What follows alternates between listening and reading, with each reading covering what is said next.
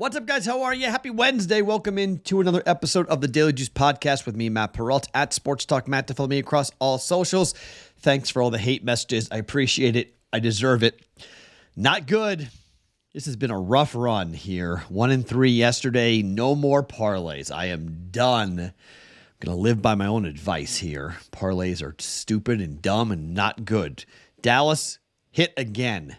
23 of 24 second period overs for Dallas, but Ottawa and Pittsburgh, nope. Should have just laid the juice. It was minus 166. I should have just laid it, but I was afraid to do it because I've been so cold. Scared money that doesn't make money, as they call it, as they say, and that's exactly what happened yesterday, because that should not have been a parlay. Tried to get the plus 151, and that's why the books love parlays, because you handicap it right, and then you make it doubly hard for yourself, and you lose. We got the win. The craziest win yesterday was Stony Brook. Did you see that line move? I took 7. Game closed 10.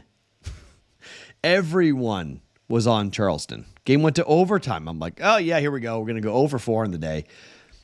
Got it in overtime. They lost by 3. Not bad there. Cincinnati, well, I took them plus 4 in game.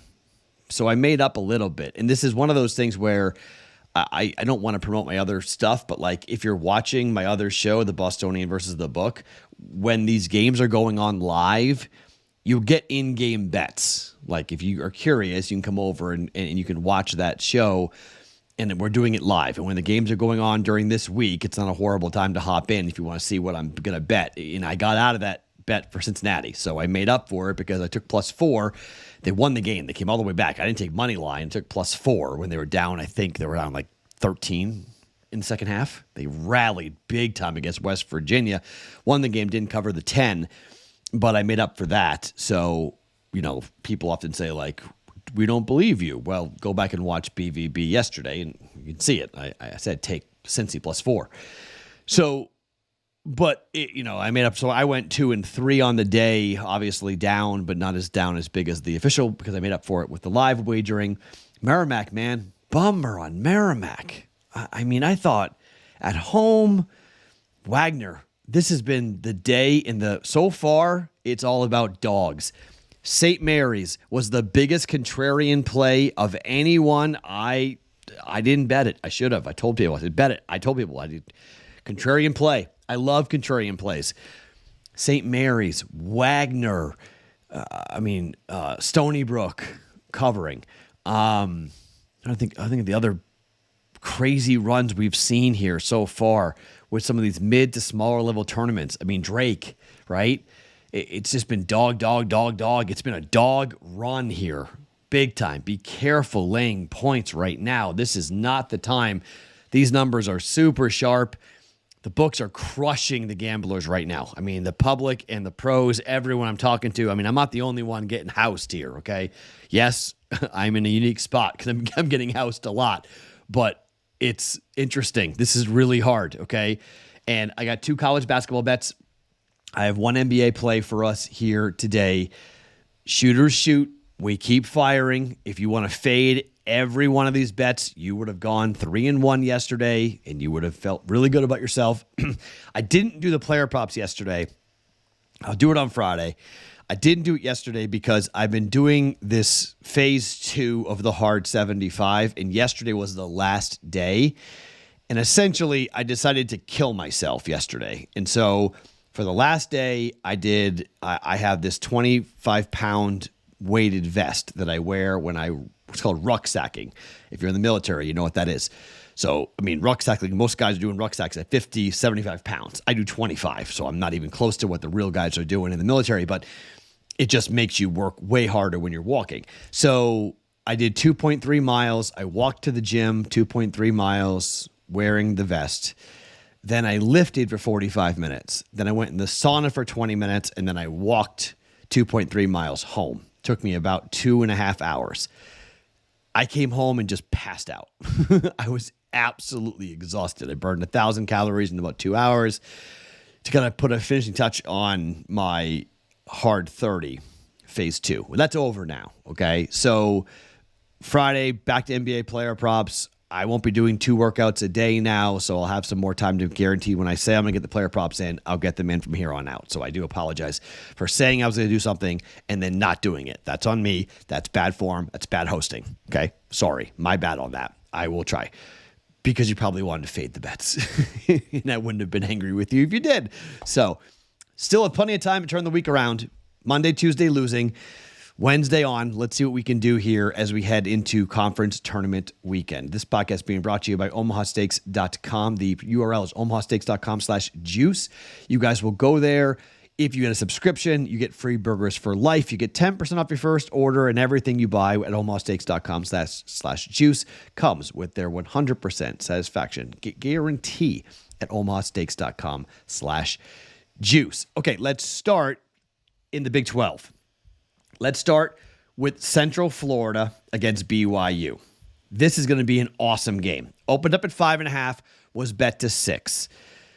Central Florida, 19-12 on the year ATS, 13-6 in the Big 12.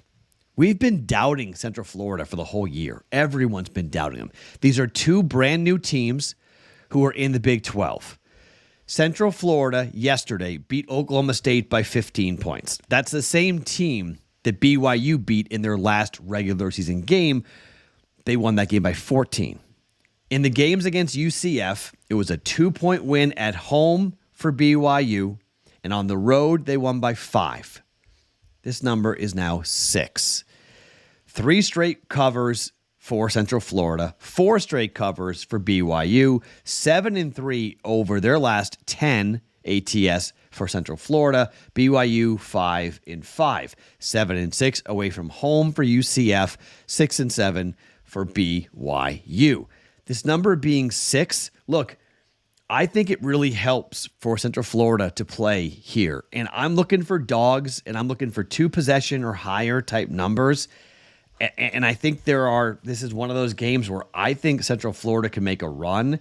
I know a lot of people like BYU, and I could be dead wrong. If BYU hits their threes, forget it. The game's over, and it's a bad bet, okay? Straight up. I mean, BYU gets 41% of their points from behind the 3-point line. That's number 2 in the country, okay?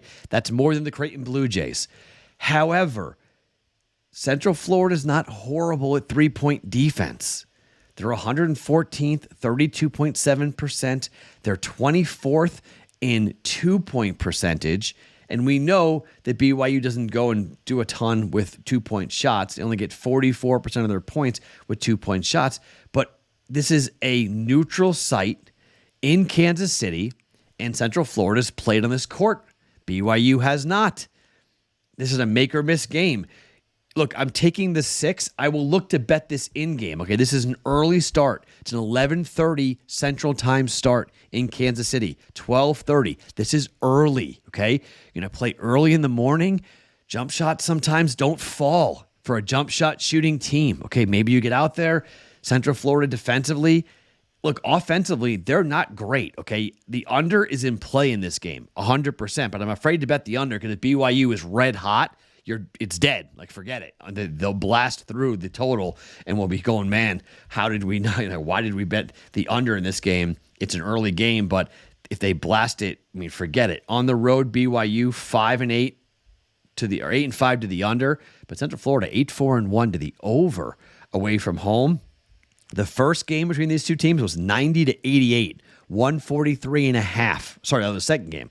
First game was 146, went under by 25 points. Second game was 143.5. They adjusted, went over by 34.5 points. So they've played 2 different styles. One game when threes did not fall, and one game when threes did fall. But UCF kept up pace in both games. They kept pace. So I lean towards the under because of the start time, but the 3-point shooting scares the heck out of me. I'm just more likely to take the dog here. I like the dog. I like Central Florida at +6. They've played yesterday. BYU, again, make or miss. They were 19-12 overall this year, but they were 8-10 in the Big 12 ATS. They are 4-1 though over their last 5 games. On the road, they covered against Iowa State. On the road, they beat Kansas by 8, catching as +8-point dogs Everybody was like, wow, that was the game where they came from behind down at the break. They snapped the home win streak for Kansas. BYU's good. There's no debating it. But I think UCF defensively in tournament settings, early game, I'm going to take the defensive team versus the jump shooting team. Central Florida +6 for 1.1 units. Once again, I am ice cold. Okay, if you want to fade these bets, I'm not going to hate you at all on this, but I'm taking +6 for Central Florida. Bet number 2, Missouri and Georgia, night game in the SEC. It is an 9:30 Eastern time tip, 8:30 tip in Nashville from Bridgestone Arena. Missouri is the dog. Georgia is laying 3. These two teams straight up away from home suck. Missouri was 2-12 straight up away from home. Georgia was 4-9. The difference is how these teams fared against the number. Georgia was 16-14-1 overall. They were 11-7 ATS on the year, in the SEC on the year. Missouri was 9-22 ATS and 5-13 ATS in the SEC. These teams played once, but it was a while ago. It was back on the 6th of January, a 7-point win for Georgia on the road. They beat Missouri. Missouri at home was 3-14 ATS this year at home. It was horrific. On the road, they were better. They were 6-8 on the road. But this team hasn't won a basketball game since they beat Central Georgia, Central Arkansas, by 33 points on the 30th of December. They didn't win a single SEC game. They were winless in the SEC. Now we're going to a tournament game, and Missouri's going to win? I mean, this is an absolute test for how cold I am. If Georgia can't cover this 3-point line, you know how ice cold I am. I mean, this is just ridiculous. Georgia absolutely should cover this number, should cover this. LSU, they lost by 4 on their last game on the road. They caught 7. But, I mean, you just go through this entire stretch. They lost every single game. The closest game they lost was 3 points on the road to Ole Miss. That was back on the 17th of February. That was the lowest. Lost by 2 at home to South Carolina. Okay, there you go. So they did lose by 2. But every other game was 27 to Auburn, 6 to Ole Miss, 9 to Florida, 15 to Arkansas, 5 to Tennessee, 3 to Ole Miss, 24 to Mississippi State, 19 to Texas A&M, 7 to Vanderbilt, 7 to Arkansas, 8 South Carolina, 6 A&M, 12 Florida, 18 Alabama, 13 Kentucky. If I'm wrong here, if Georgia can't cover this 3-point number and Missouri wins this game, or when they lose by 2 or 1, this is an absolute test as to how cold I actually am. Taking a team that hasn't won a single game in the SEC this year. You can go money line if you want. If you want to say, Matt, I don't want to touch the spread, I want to go and lay money line. I'm not going to hate on it. I don't love it, but I don't hate it either for a price. You can get most books are going to give you -150, somewhere in that range. So you can lay 150 if you want. Just say, I'm taking Georgia to win, and I don't want to play around with 3 points. I don't hate that, but I'll just lay the 3. Number is creeping up at certain books. Circa's at 3.5. DraftKings at 3.5. 3 at Superbook. 3 at South Point. 3 at Caesars. I got it at 3. Georgia -3 for 1.1 units. Okay, 2 college plays. Central Florida early +6. Georgia -3 late. If I add anything, I'll tell you about it. There's one play if you want it. How in the world Rutgers and Maryland their total is 125.